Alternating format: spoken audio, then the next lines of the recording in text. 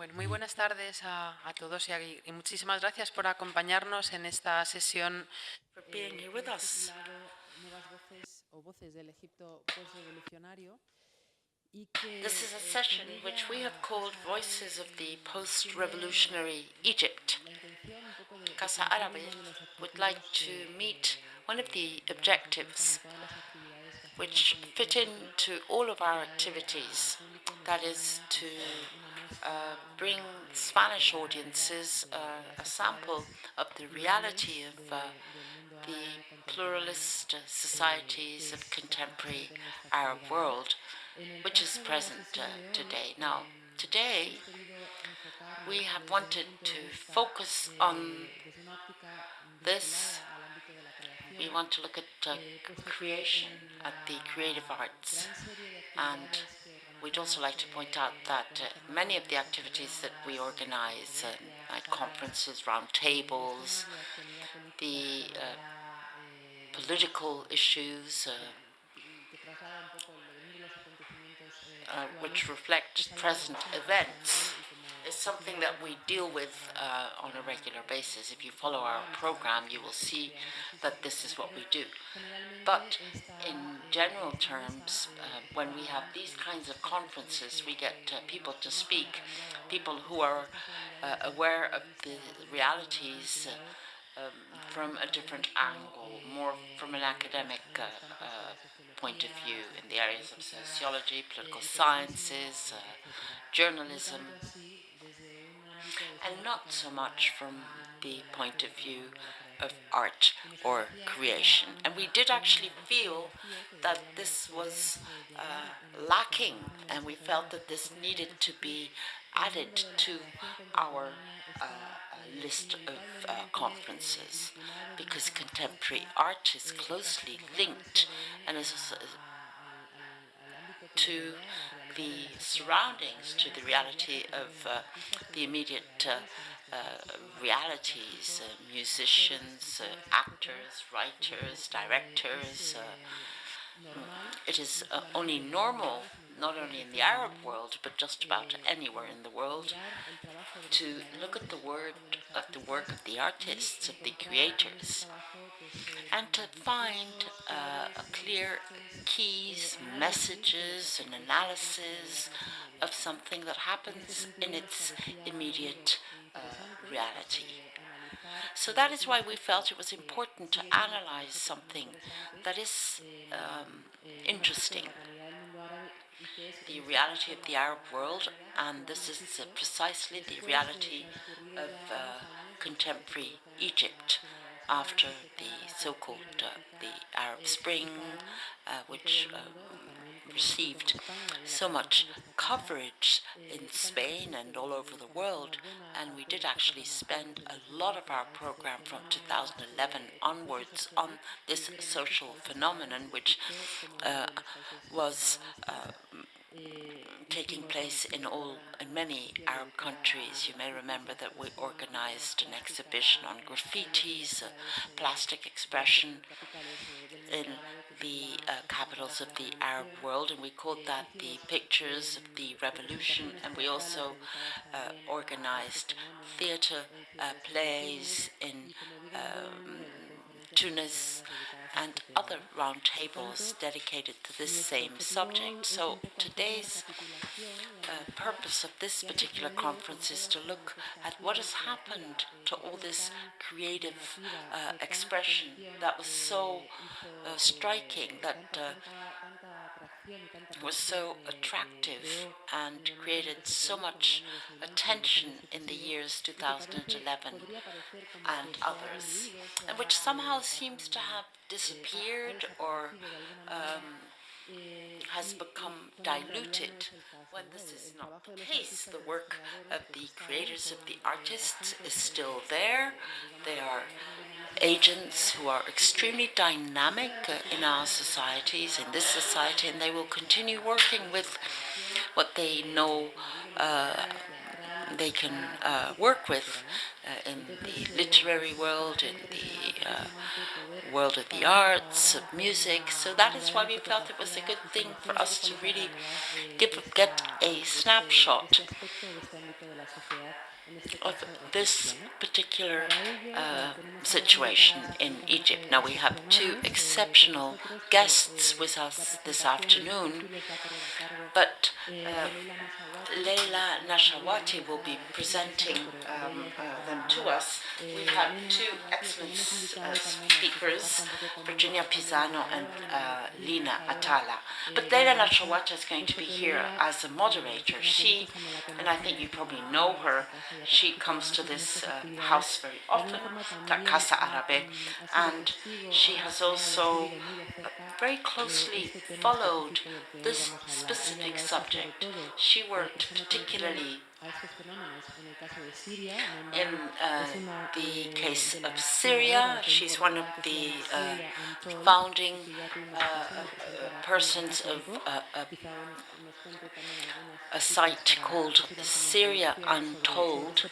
Hopefully she can talk about this site briefly, and she will also be giving us more information on this particular dialogue that we're going to be having with our two speakers. Leila is a Spanish-Syrian citizen. She's a professor of communication at the University of Carlos III in Madrid, and she's writing her doctoral thesis. She's working in the area of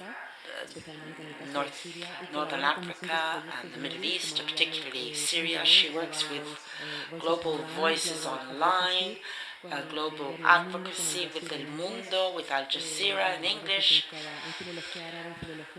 and she has a master in international cooperation, and she has a degree in Arab and English philology. So perhaps I could give her the floor first so that she can introduce herself a little further. You have the floor, Leila. Thank you, Nuria. Thank you so much. I'm not sure. Is there anybody listening to the English? Is anybody listening in the English, or shall I do it in English or in Spanish? I had actually prepared it so you can speak either English, but there's nobody who seems to be listening to the English. Does nobody need the English interpretation?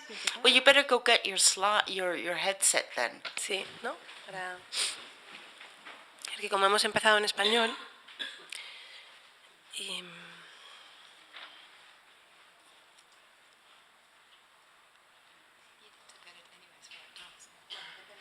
sí. So, welcome everyone. Thank you for being here.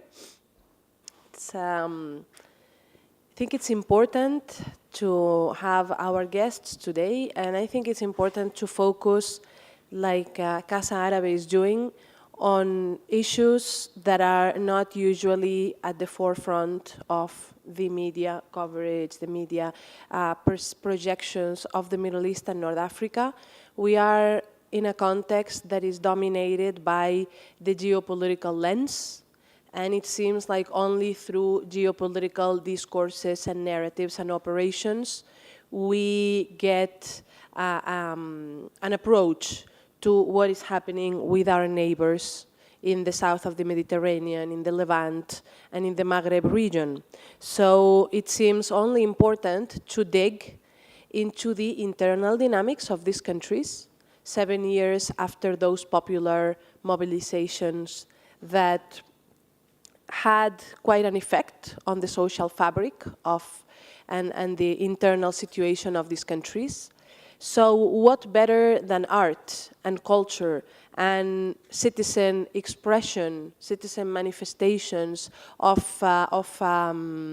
daily concerns and issues through art, then what better way, right, to get a closer look at what's happening in the region than through art in a moment where it seems difficult to really get a grasp of what's going in each of these countries because of the way the narrative is dominated. So art and culture and how citizens articulate their expressions is a very telling way to really know the internal contexts.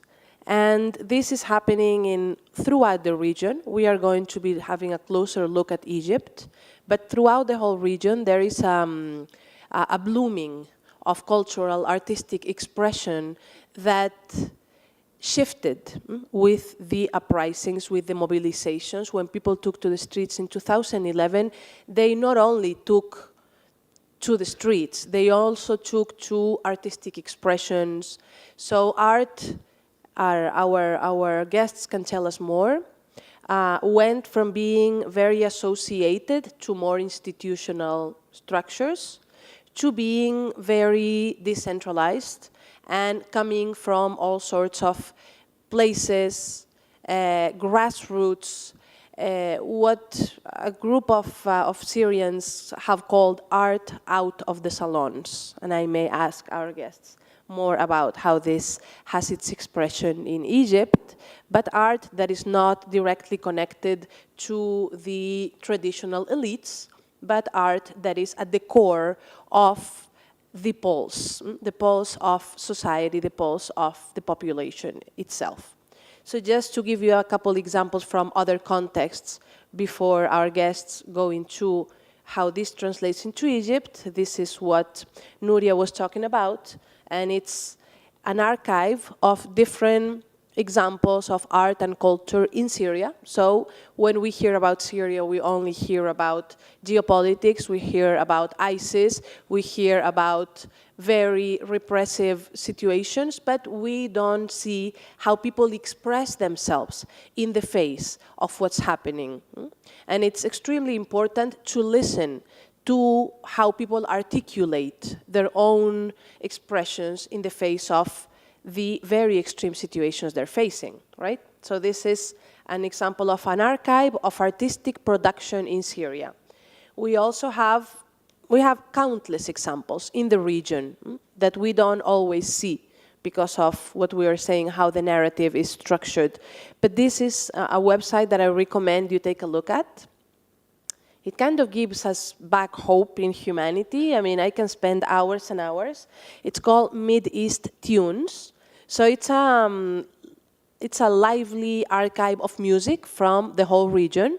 So it has a very interesting search engine. So if you write, for instance, genre, I don't know, hip hop, right? And you write country, Egypt or Palestine or Bahrain, and you will get all the new, not really mainstream, but more independent artists that we don't get to hear if we are not really in the country. So here there's a list of hip-hop artists from, I don't know, Iran, Bahrain, Egypt, Palestine. You can do the same thing with jazz, with metal, heavy metal music. So it's very interesting to see through music, through art, how people express themselves when the room for expression is not always very clear and very easy to deal with, right? So now just so to go right with our hands into the dough, like we say here in Spanish, I want to really thank Lina Attalah for being here and Virginia Pisano for being here. I want you to tell about you and your own work, more than read about your credentials, which are amazing. But just for you to know, Lina Attalah is an Egyptian journalist.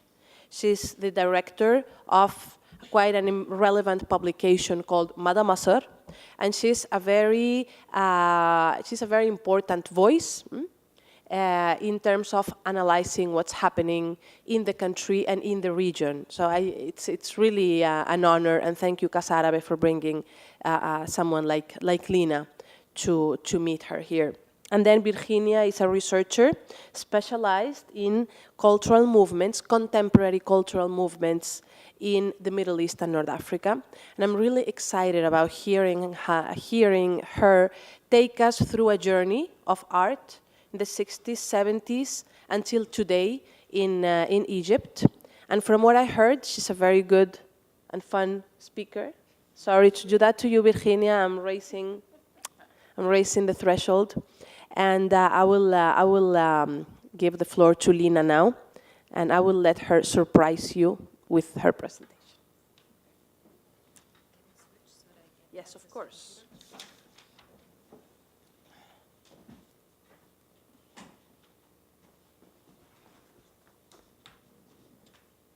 All right.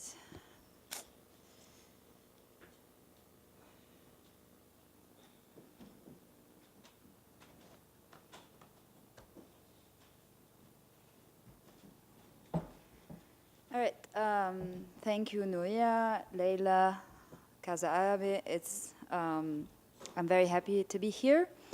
I'm going to spend the next few minutes talking a bit about the research I've been conducting in Egypt for the last 2 years, starting mid-2015 up until early 2017, about contemporary art practices, spaces, and artists, and the relationship to politics, particularly in defining this post-revolutionary moment.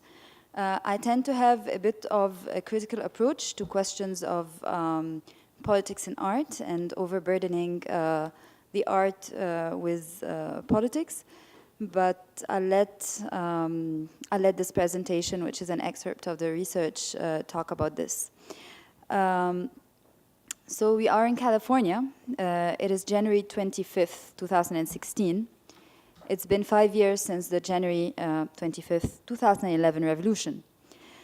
Through written and presented thought pieces coming from the different spheres of our practices as journalists and artists and researchers, we were invited to remember the January 25, 2011 uprising and reflect on the political change that that moment was charged with. In her thought piece, Sarah Rif'i selected some images from her work as a curator in Cairo before 2011. She chose to remember the late artist Amal Qanawi, who had a work called Silence of the Sheep, which I'm trying to open. Let me see. Is that second? Oh. So maybe with this one. Where is it so hard to open? No, it's like this. Just like this. Okay, cool, got it. So in her thought piece, Sarah Rif'i selected some of the images from her work as a curator in Cairo before 2011, and she remembered a work by late artist Amal Qanawi, who conducted a performance in Cairo called Silence of the Sheep, of which a picture is projected here. Here, the artist originally intended to have a number of art students crawl to cross a street in the busy downtown Cairo, and ended up having a group of workers do it in a show that ended up with scuffles with onlookers and the police. Qanawi was commenting on submissiveness and social conformity through her performance, but with the performance intersecting with real life to the point of becoming an ordeal, it became a testament to the extent of the state engineering of such conformity. Rif'i also remembered her first curated group exhibition in 2010 at the Townhouse Gallery for Contemporary Art. It was called Invisible Publics. The show, Sarah said, was questioning the function of the exhibition while hanging on Hannah Arendt's every word. Arendt has written on the essentiality of identity performance in order to become public and visible within a society, and from there derive agency. Invisible Publics gave birth to what later on became the choir project. First, it was an adaptation of Televo Kochakilenain Complaints Choir, of which a picture I'm going to project now, if it's not too difficult. Yeah. Then the Complaint Choir became its own thing, a gathering of youth turning the surrounding social and political conditions into lyrics and tunes performed collectively before different publics. In the background, police had just violently dispersed a workers' sit-in on the sidewalks of Parliament, where they were demanding a national minimum wage. The month had just witnessed the renewal of the emergency law, an incumbent state of exception reminiscent of the Hosni Mubarak era. Sarah recollected.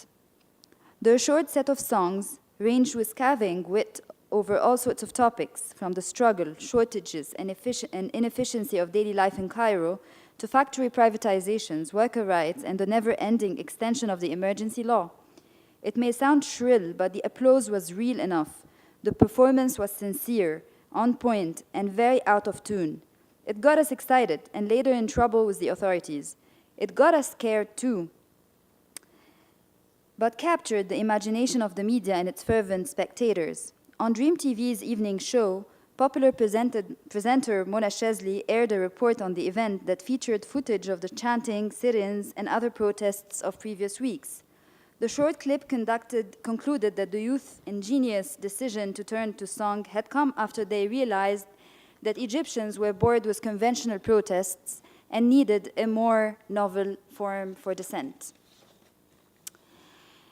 In the lead up to her talk in 2016, marking 5 years since January 2011, Egypt has been experiencing a new wave of concerted crackdown on civil and political liberties, a crackdown often described as unprecedented, at least since the Mubarak rule. Among other things, the crackdown was accentuated by the fact that spaces of cultural production, including sites of contemporary art in Egypt, were subject to different forms of state persecution. They include police raids on spaces and their closure on the basis of lacking permits, lawsuits deeming their spaces' activities illegal and disturbing national security, arrest and detention of staff, besides artists facing trial based primarily on their creative work. A political crackdown in a community or a space, regardless of the type of activity they are engaged with, inscribes a political facet to this space or this community. In her talk, Sarah pointed to some state iconoclasm where the convoluted efforts to complicate or shut down art spaces to the apparatuses of the state render clear and visible the threat that these spaces are able to perform, even in the system's imaginary conception of what art is and what art does. From the scattered manifestations of the crackdown on artistic performances or statements predating 2011 to the more consistent state-engineered process to shut down this form of expression after 2011, the question of art and politics has gained more lenses for inquiry and understanding. Rendering spaces of artistic practice closely political has been a site of contention. A long-standing contention where in the search of function for art, the answer of the socio-political has been deemed the easiest. And in negating it vehemently by defenders of an art that should not be married to politics, we often fell into this binary, political art and non-political art. Art for social political ends versus art for the sake of art. The binary masks the more dynamic categories in which both art and politics can function together. In the following minutes, I'll try to demonstrate these dynamic categories through a series of ongoing conversations and collaborations I've had with artists and artistic managers in Cairo. We can start with the immediate aftermath of January 25th, the moment of disruption for everyone. This is an excerpt of an interview with an anonymous artist, or an artist wishing to remain anonymous. It was a very emotional year, she said. I was in Qatar. I happened to be out of Egypt and I resented the fact that I wasn't there. I had just finished my MA and was totally broke. I took a job, which I refused to do before. The second I got there, 2 weeks later, the revolution happened. There can't be a worse moment to be in that place as it removes you from any kind of agency. Everything was clear for me. All these confines were clear. I was working on the Global Art Forum. A month and a half later, Art Dubai happened on the day of the tsunami. So there was the revolution and the tsunami in the middle of the art. I did not want to be in this. I quit my job. I didn't want to be in the art world. I left in the middle of a conversation of artists. I left my phone and my camera behind. I was supposed to do a performance and I didn't show up. I came back to Egypt and went to Alexandria. This is when it became personal. I experienced it on a very personal level. I stayed, with the exception of a few residencies, and wanted to write the story about the history of my disappearance, the disappearance of my body. I was trying to think of the dematerialization of the body. A few months after the protests erupted, Cairo-based artist Rana Neme opened an exhibition in 2012 at the Townhouse Gallery. It was one of the earliest exhibitions that took place in Cairo after the revolution. It was called the Giza Threads.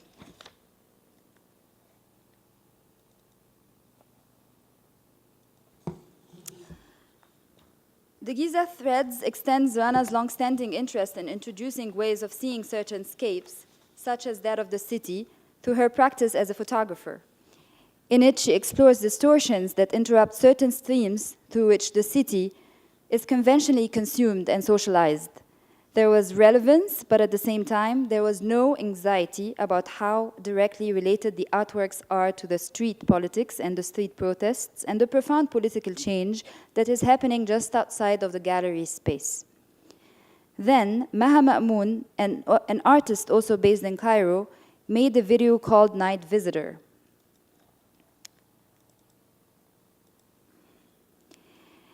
In that video, which was produced in September 2011, again, a few months after the revolution, its footage came from protesters breaking into the secret police building a few weeks after the uprising broke out.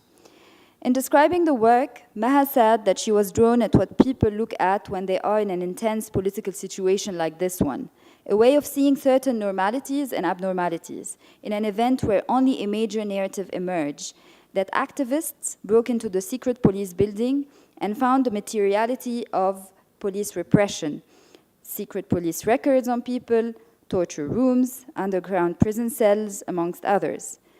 Maha was not interested in one of these particularly. Instead, she was following how those who broke in the buildings were looking at chandeliers, catalogs of car models, and seized belly dancing suits. A few months after the protests, the Contemporary Image Collective, the space co-founded by both Rana Neme and Maha Ma'moon, amongst other artists, and which we will call CRC for the remaining of this presentation, started putting out a show that it had postponed because of the protests. The show is called Propaganda by Monuments and was curated by the space artistic director back then, Mia Jakovic. The show was concerned with repurposing things that are so heavy with history. In the show's curatorial statement, Mia wrote that the show seeks to confront us with what happens when revolution meets reality and what happens after the revolution ends. None of these people seem to be rushing into producing art that represents the revolution or the protests, nor did the revolution necessarily offer them a breakthrough of emancipation that made them create an art that wasn't possible before. They weren't also artists disengaged from that which surrounds them. Instead, they relied on their practice and sensibilities, which predate the revolution, to look into the bigger political spectacle with its dominant narratives from more lateral, unpredictable standpoints and lenses. These lenses made those of us who consume art interrogate and see anew the event, now freed from its hegemonic representations, even if these representations are progressive ones. Rather than producing art straight on, not to mention representational art, the revolution created for these artists a need for a conversation, for co-learning, and for alternative references. The need became even more crystallized years on after the eruption. There was no model for contentious politics to follow. There was just spontaneity and a lot of unlearning. A conversation was due with the spirit of new learning. With Ala Yunus from Jordan, Maha Ma'moon in Egypt started the Kaifata series, which is the Arabic for how to. It's a series of non-profit Arabic publishing to respond to some of today's perceived needs, be they skills, thoughts, sensibilities, emotions, tools, or other. Playing on the popular form of the how-to manual, Kaifata was populating it with a different kind of language by commissioning different creative writers to develop texts.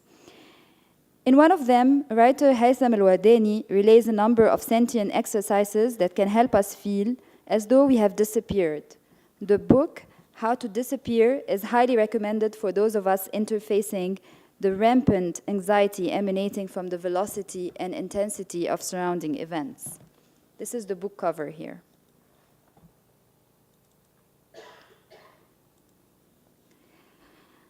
In another volume of the same series, the Kaifate series, How to Know Everything That Really Happened, curator and artist Francis McKee walks us through the falsities of reproducing facts in a highly polarized world. Here's the book cover. And this one doesn't want to open. No, it seems like that one is not working. Okay, it doesn't matter. Around the same time, a few months after the protest started, Rana Neme and the CIC put together the second edition of the Alternative News Agency. The project centered itself on the power of the photographic image in mediating Egypt's socio-political landscapes during the days of the protests. Let's try to see an image of it if it works.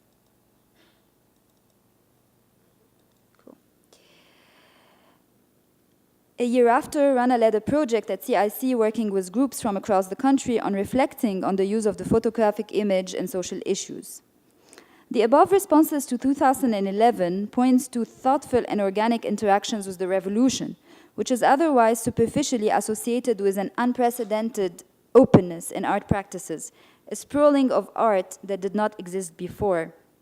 Instead, these interactions, in which silence and introspections were embedded for a moment, are seated in the individual practice of the artists before 2011. They are not defined by a suddenly retrieved sense of possibility that was absent before, but rather around a slow introspection around questions like, what does a popular uprising mean for some of core issues we've been interested in, and the next interventions we want to be making?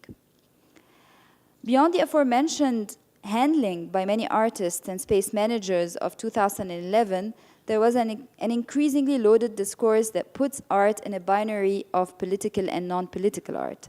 This was translated into productions and discourses alongside different economies, making them possible. The particular function of state and private funding to highlighting a discourse of art as a field serving the revolution by representing it is captured by a text by writer Paola Abenante. Only 4 months after the Mubarak fall, the EU bureaucratic dinosaur launched a project titled Revolution and the Arts to sustain the Egyptian revolutionary artists. I put these between quotation marks. A number of national, international, institutional, and private funders competed to define the representation of the revolution and the appropriate spaces for its artistic expression. Artists supported by private funding were called on to produce revolutionary art, again between quotation marks, somehow responding to the intent of disambiguating the meaning of the events and fixing it within a democratic and secular framework. Besides funding, a possible reason behind the highlighted binary of art for a political function or not is a certain conflation between the spectacular and aesthetic feature of a peaceful revolution and art as an ongoing practice. In Egypt's revolution, as in elsewhere, there's an aesthetic constitution of the political in the uprisings that went far beyond earlier protest movements. The role of the aesthetic has been critical in enabling solidarities and alliances among Democrats, workers, trade unions, civil rights activists, and opposition parties. That's what Prina Werburn, Martin Webb have said in a recent research. But the centrality of the aesthetic to the revolts reveals only one field of art practice that is very specific in its function. It's highly expressive, has a mobilizing nature, and is constantly associated with the survival of an encampment or of street politics for rendering them more jovial. The Cairo-based artists run space Nile Sunset Annex, which you can see here,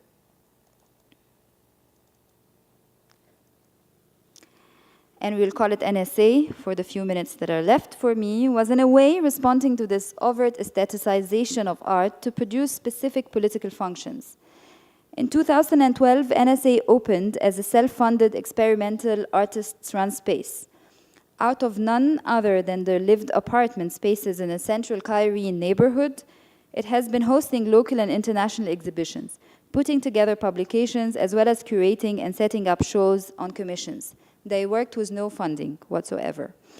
The way in which NSA has been talked about since its birth ties it closely to the political discourse of independent art spaces and how they exist in juxtaposition with state-run spaces or heavily funded non-art spaces.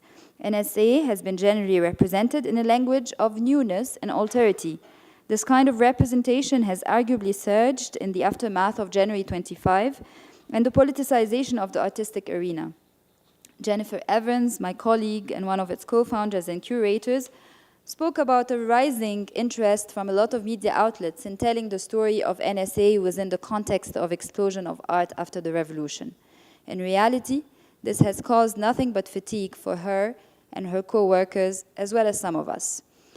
In one of their earliest interviews about the space, NSA co-founders spoke about the fact that much of the artwork shown in Egypt has some kind of social or educational use, or is involved in some kind of social outreach, or is about being Egyptian. Instead, they said that they are interested in a work that does not feel it needs to justify itself, and a work that is not co-opted for curatorial or theoretical purposes.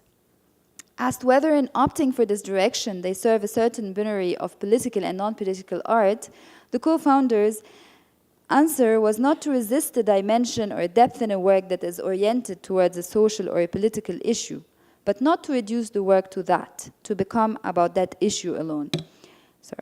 This is stemming from an interest in exploring the complexity of form, including on its bare physical level, and its ability to deliver a meaning, a representation, an interrogation, within a work that is primarily indulging in its own forms.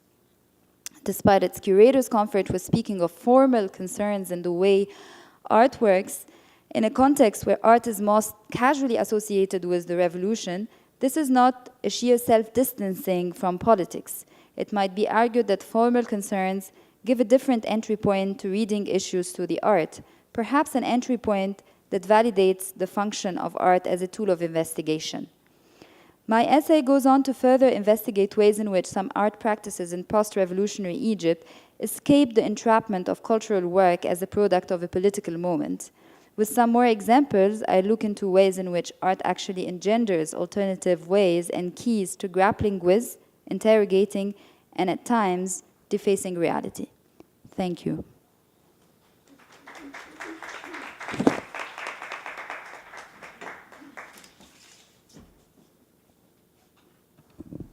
Virginia, now it's your turn. Yeah. So we will move into music, no? I think. Exactly. Yeah. Just a second, I have to.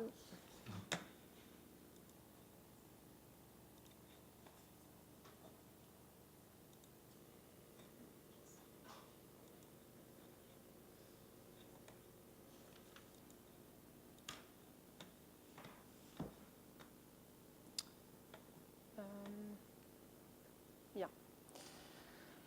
So, thank you, Nuria, very much for inviting me. I'm going to talk now about what is for me my experience about the dissenting voice of Cairo, and what I called old and new expressions of artistic engagement. You will understand why. So the artists that I'm going to present embody different ways of expressing artistic engagement. Two periods are concerned here. The 70s, 60s, 70s, let's say, and the last 10 years. These artists drew inspiration from Egyptian music and poetry, and for me brought considerable innovation within their own musical languages, musical and poetic languages. But let me spend 2 words about myself. I'm not Egyptian. As far as I know, I'm not Arab, even though the picture of my father's family proves the contrary. I am a researcher and cultural professional. I lived in Cairo in 2008. I started my research in 2010, at a time when only some intellectuals, nostalgic of the 70s, were interested in my topic. The choice of the theme was not related to the Egyptian political context. It was probably related to the charm of the mythical 70s, being myself the daughter of 2 Italian activist parents. I did my fieldwork between January and May 2011. I was involved by accident in the revolution.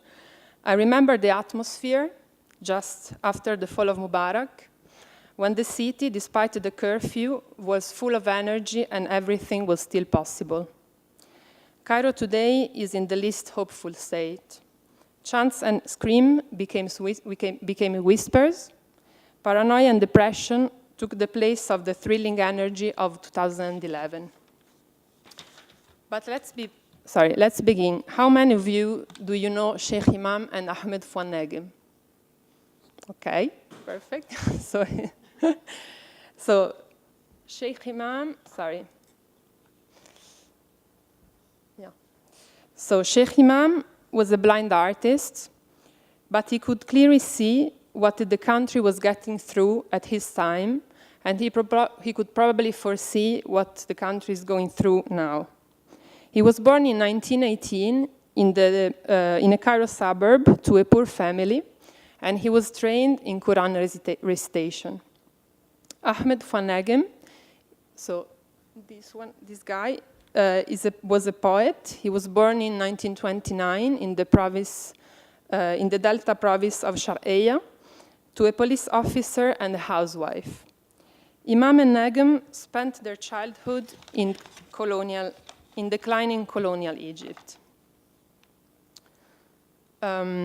This was the epoch that followed the 1919 revolution that you can see portrayed in these photos. Against the British occupation and the ruling monarchy. They became famous later on, in their homeland and abroad, at the time of Nasser and Sadat, so mainly the 60s, the 70s, and early 80s. So they became what I call the dissenting voices of Egypt.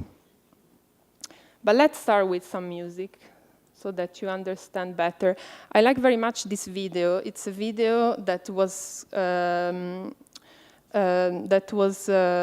turned in a concert in Tunisia in the 80s. So the sound is not very good, but you will discover why I like it.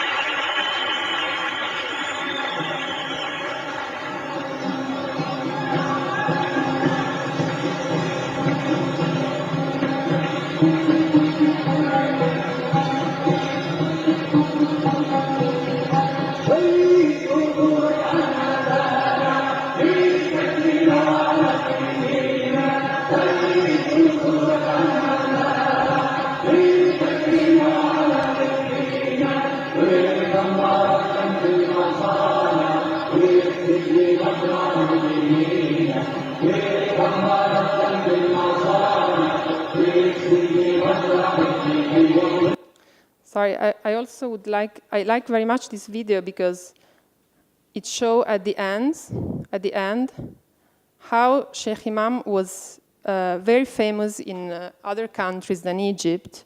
And you can see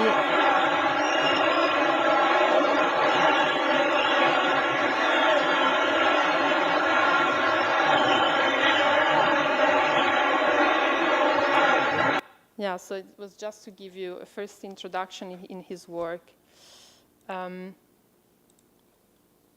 So this is the song that you just, this is the main part of the song that you just heard. So what about the poetry that is sung here? So Ahmed Fouad, the poet that wrote the text, he was very famous for his writings in colloquial Egyptian. New interpretation of storytellings, proverbs, popular stories. He used everyday life simple words to describe important social and political issues. He was part of a cultural movement that was also that was led by Saleh Jahin, another poet.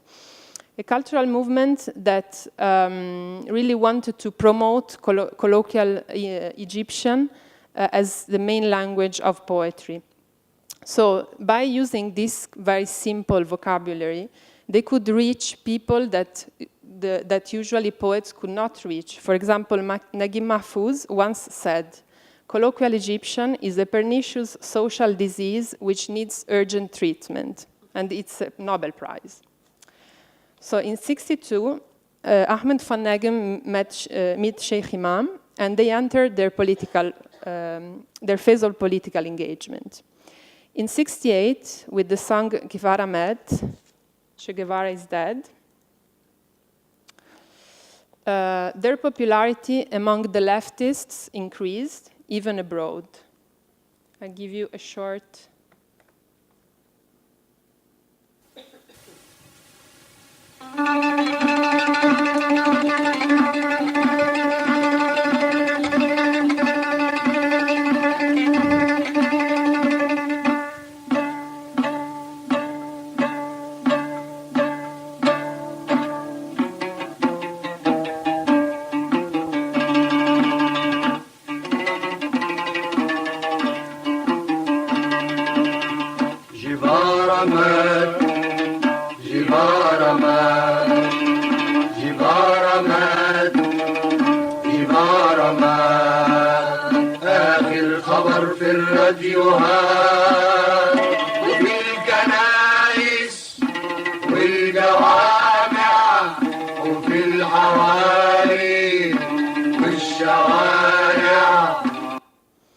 Yeah, so this is part of the text. So these words were very heavy. And most of the activists of their times, and unfortunately also of our times, they were in and out of prison. A very famous song is Signal Allah, the Citadel prison, where they spent some periods of their life, Negm and Imam, I mean, and where many political prisoners are jailed today. Negm once said, "We do not fear prison, which has become a constant duty of any person in Egypt with self-respect."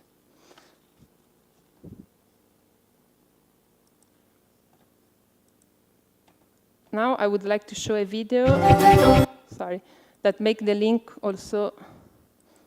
So this is the song, is Signal Allah, and it was reinterpreted today.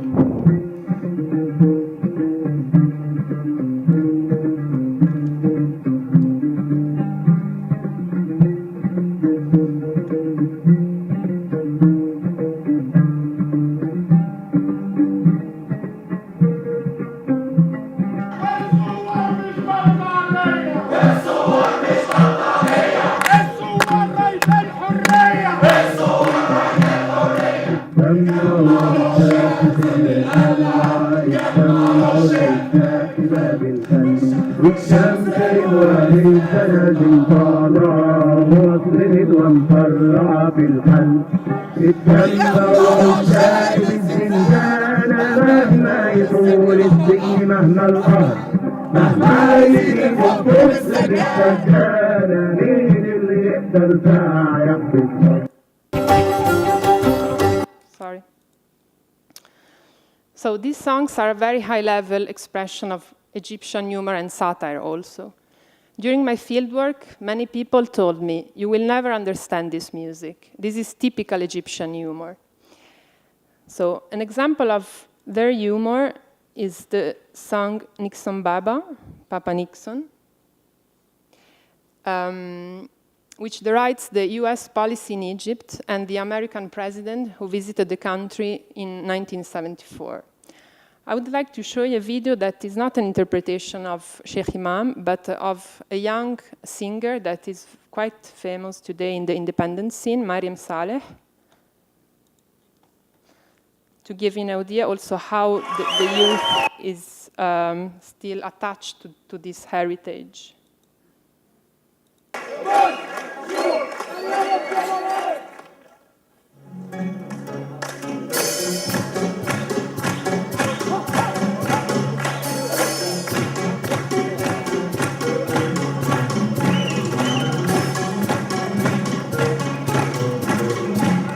شرفت يا نكسون بابا يا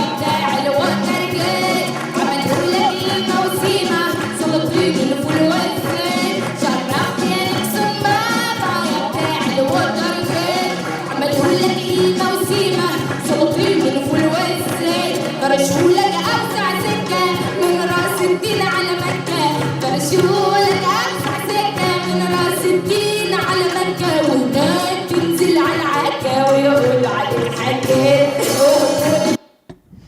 Sorry to interrupt abruptly. So these songs were never broadcasted in Egypt, and no official cassette, LP, or CDs was ever recorded. There is no public archives, no preservation of this heritage. I hate this word. I hate preservation of this heritage, but it's really the case. It was in France that an LP for the label Les Chants du Monde was recorded in 1976 and went platinum with over 1 million copies.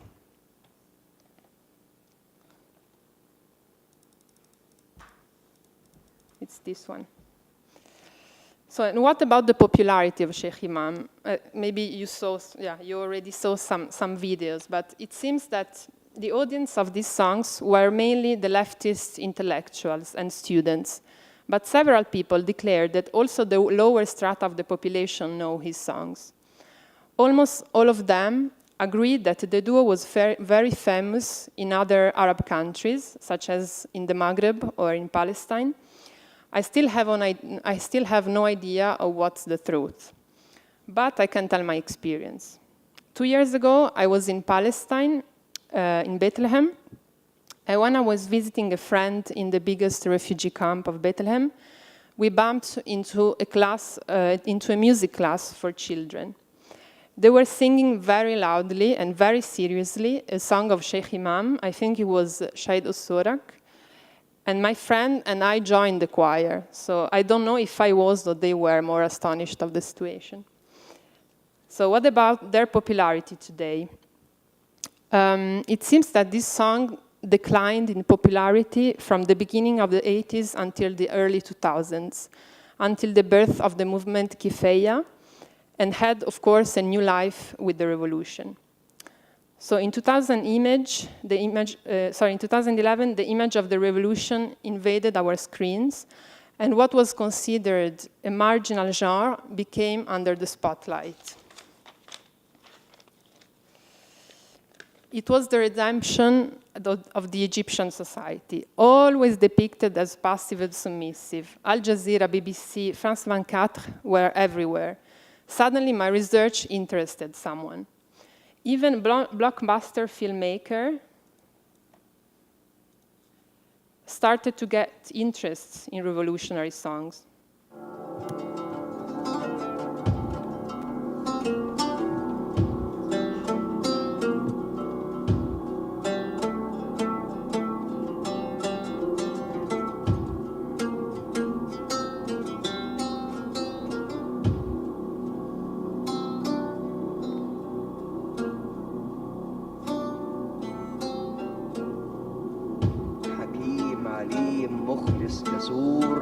طاير على جناح العصفور دي برضه بتحكي على إن الشعب هو اللي باقي وأن الأنظمة زائلة ولا يبقى إلا الشعب والشعب لما يقول كلمته تبقى هي كلمة الله.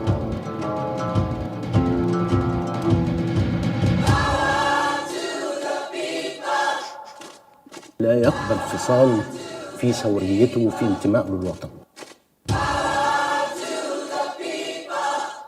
عم إمام عنده كلام ومسوح في بلاد الناس. من شوق نوله يغزل قوله ويغني مرفوع الراس. واحد جريء. انت بتنتقد سلطة. في التوقيت اللي ظهر فيه الشيخ إمام كان هناك ثورة شبابية في العالم كله. كانت أغاني الشيخ إمام ممنوعة يعني، لكن تلقاها في كل البيوت العراقية والعربية.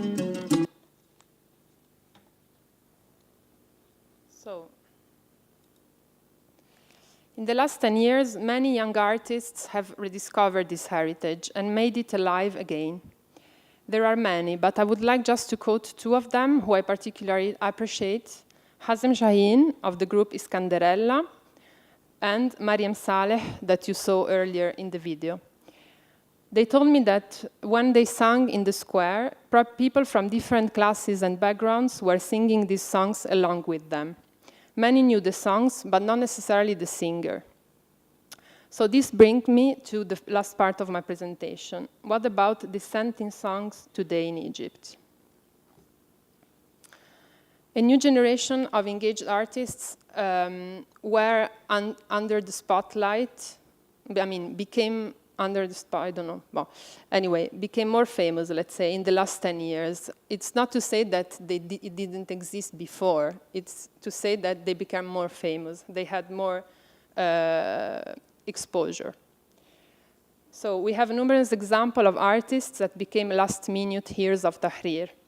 But I decided not to focus on these artists, but to give exposure to two artists who have a link with Sheikh Imam's songs in some ways, have introduced interesting innovations in the Egyptian artistic scenes, at least to me, and who are engaged, for me, in an unusual way.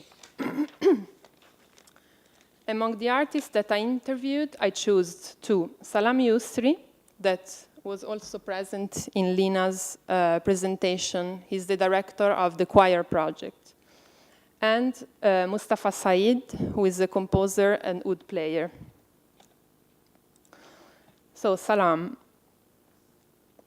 Salam was born to a multi-confessional family of artists. He's a painter, theater, and choir director.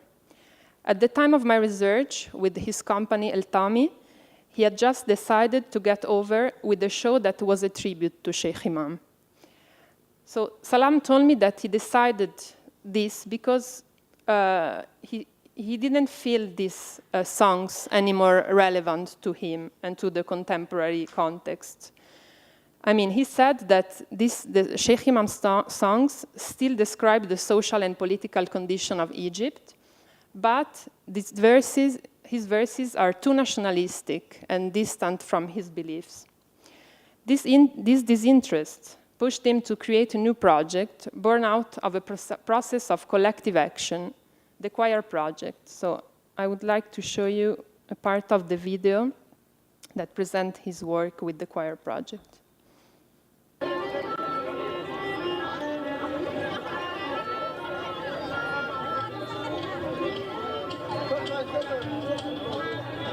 الفكرة بدأت في مايو 2010 بدعوة من سارة رفقي، هي منسقة مهارة في جاليري تاون هاوس. دعتني أنا ومعتز عطلة، هو ستاند اب كوميديان وكاتب مصري، عشان نأسس أول مشروع كورال الشكاوى في الشرق الأوسط. يعني فضلنا أسبوع نشتغل على الموضوع ده، وطلعنا عرض مدته ربع ساعة ب4 أغاني. والمجموعة اللي اتأسست من كورال القاهرة للشكاوى كانوا 22 شخص. قررنا نكمل مع بعض ونأسس مشروع كورال. ده مشروع كورال ببساطة هو دعوة عامة جدا لكل الأشخاص اللي عايزين يشاركوا في عمل جماعي، بييجوا بيفكروا سوا وبتفق على الخطاب سوا وعلى الأغاني اللي عايزين نغنيها، وبيكتبوا بشكل جماعي. فعلا كل الأشخاص بيشاركوا حتى لو ما عندهمش أي خلفية في الكتابة، وبيشاركوا كمان في تلحين الأغاني. وكورال القاهرة للشكاوى لما اتعرض الحقيقة الميديا اهتمت جدا بيه وصورت قنوات كتير، وبدأوا يعلقوا عليه بشكل سياسي إنه الشعب المصري مل التظاهر وقرر إن هو يتظاهر على المسرح بالغنى. فبدأ الأمن يهتم برضو وقرر إنه فعلا يصعب علينا المهمة.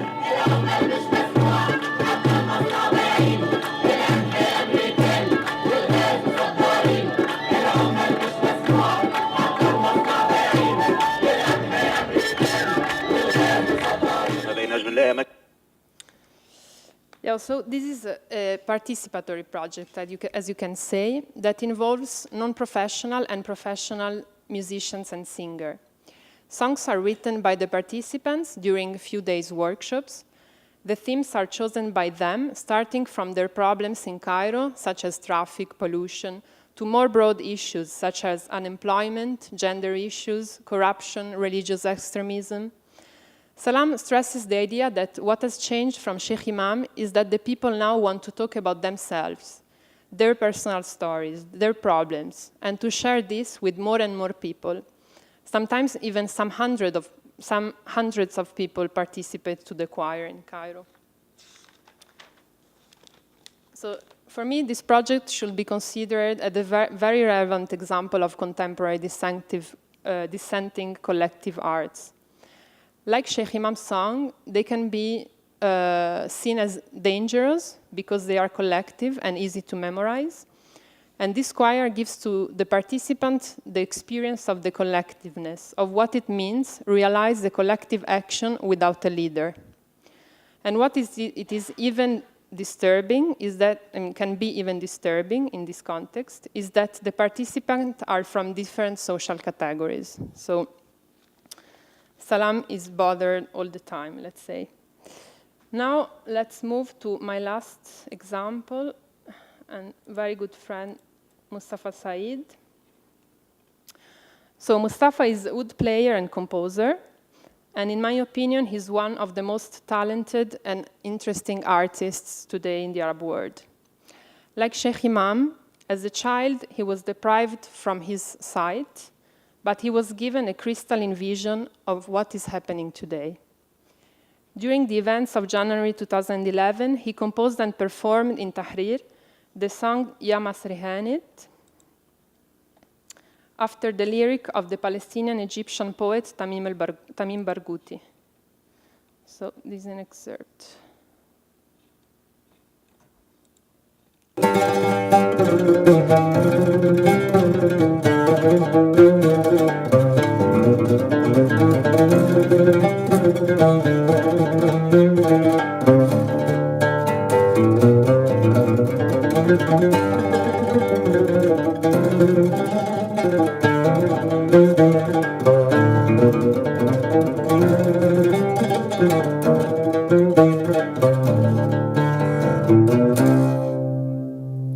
يا مصر هانت وبانت كلها كم يوم نهار منادي ونهار الندل مش باين يا مصر هانت وبانت كلها كم يوم نهار منادي ونهار الندل مش باين الدولة مفضلش فيها غير شوية شوق لو مش مصدق تعالى عالميدان عيني يا مصر هانت وبانت كلها كم يوم نهارنا نادي ونهار الندل مش باين.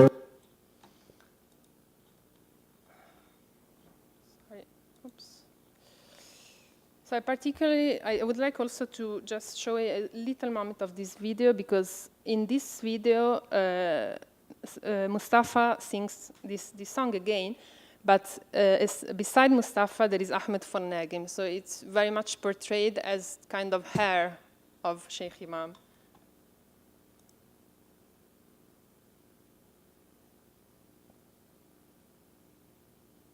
Audio problems?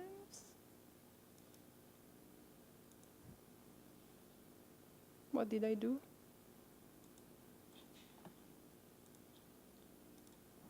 Oh, so it's only this video, okay. Okay, no worries, just I wanted to show you.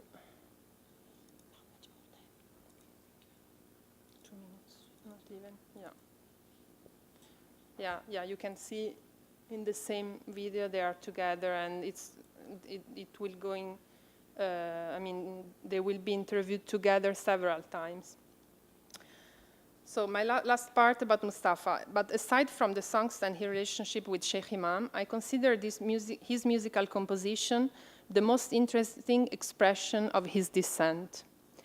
Along with his ensemble Asil and the foundation Amar, for which he works in Beirut, Mustafa managed to give new life to the Arab music heritage of the early 20th century.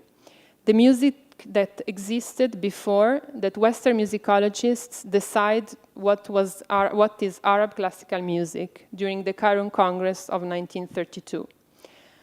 So many consider that what existed before the 30s was deleted as the result of the cultural colonization from the West. According to Mustafa, and I definitely share his view, this colonial approach is still poisoning the image of Arab music in Europe today. For example, his most recent work with Asil is called Tawahud, or Autism, and it shows very well this musical approach.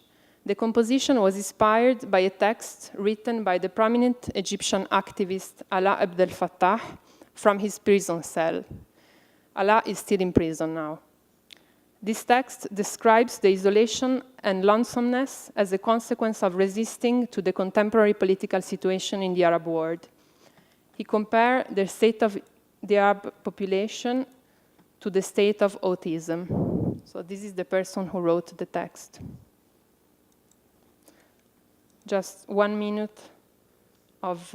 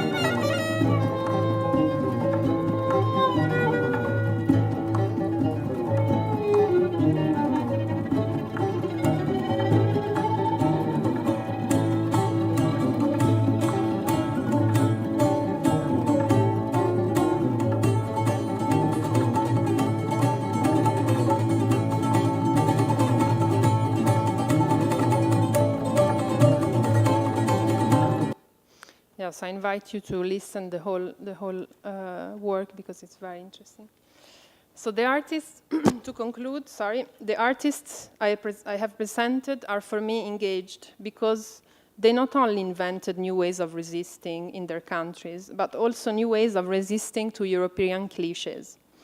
In particular, to fallacious ideas of modernity, that is most of the time portrayed as the integration of Western models into the supposedly conservative Arab culture. I hope I clearly convey that I don't have the pretension of affirming an engagement myself. We have tonight a person who, like the artist I have presented, risks her life every day for what she says. Even though there are some researchers that today are exposed to this, as my dear compatriot Giulio Regeni, Meskin, who died for torture in Egypt. This presentation was an attempt to give exposure to some realities, share some thoughts, and contribute to challenge the cliches that have been poisoning the representation of Arab artists in Europe.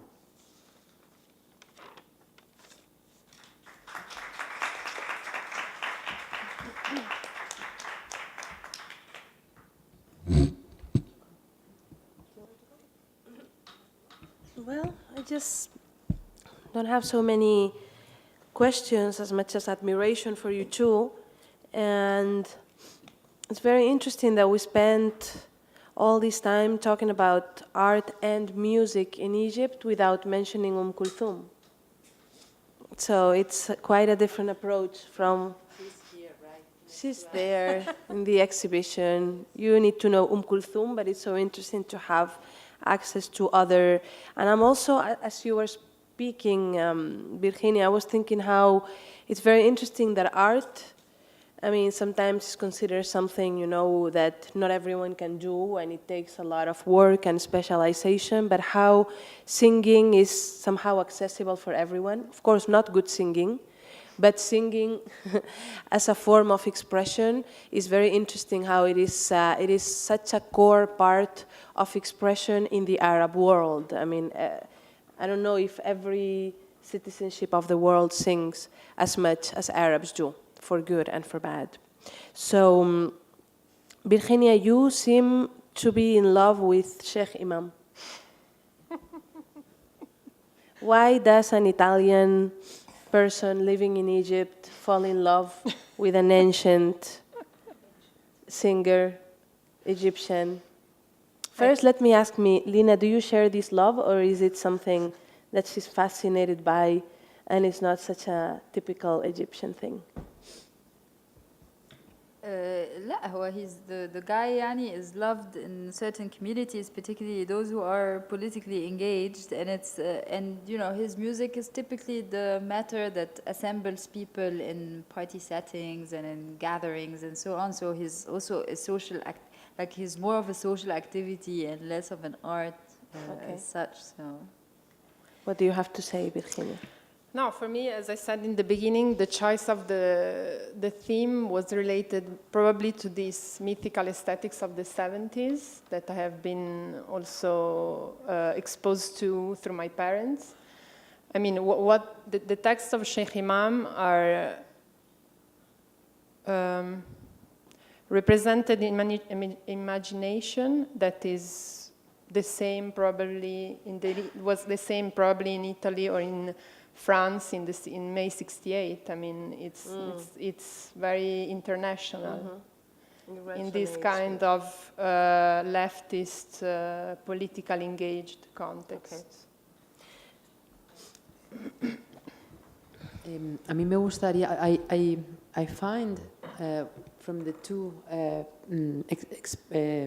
presentations something that I find very, very interesting is the something that you mentioned at the very end, Virginia, which is how the artists, the musicians that you were talking about, but also the contemporary artists that you were presenting, Lina, how much they fight against the Western view and the cliches that we have about modernity. That is really, really very much on the DNA, I think, of the artistic practice of many of the artists that you have been presenting today here. And for all those that we are very familiar or in contact with the creative work of artists from the Arab world is something that we see very often. No?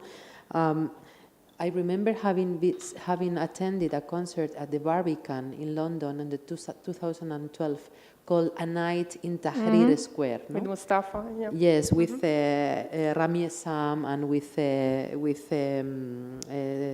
Mustafa Said, and it had really this taste of nostalgia. By the way, an idea that has accompanied the revolutionary period for many years, and still, I think some people still drinks on that.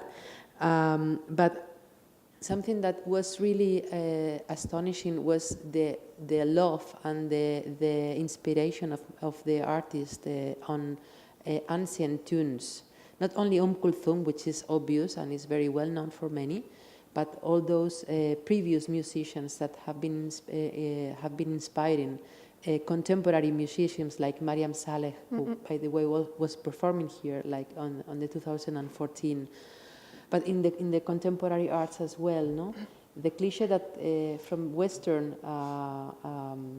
eyes look at the artistic practice of Egyptian artists in this case, no? Trying to find, you said it very well, the revolutionary aesthetics, no? On their work, trying to identify that on every single artistic practice is very perverse, I think, because it denies the possibility of producing their own artistic practice, no? I think these two things connect both presentations very well. I don't know if you could comment a little bit more on that.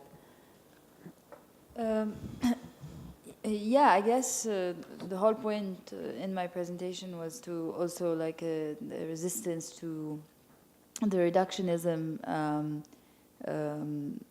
of the cultural scene in Egypt to its being a revolutionary practice or its being an offspring of the revolution by a lot of Western gazes. And this is not also to excuse a lot of people from within Egypt who rode that wave, you know, who presented themselves as, you know, the artists of the revolutions and the singers of the revolutions and so on. But I think the different examples I used, for example, one of the ways in which they resist this tendency is that they don't necessarily think of themselves as even representatives of Egypt, of their art as Egyptian or ethnic in any form or way. If anything, the notion of contemporaneity, you know, centers on the idea of timelessness and spacelessness. So the possibility of seeing this work of art outside its context and still being inspired by it. And that's possible in Paris, in Cairo, in Madrid, anywhere, you know. Yeah, for me, this point of alternative modernity, it's central because I've been working the last 5-6 years in big cultural institutions in Europe related with projects, musical projects with the Arab countries, and what have been constantly bothering me is this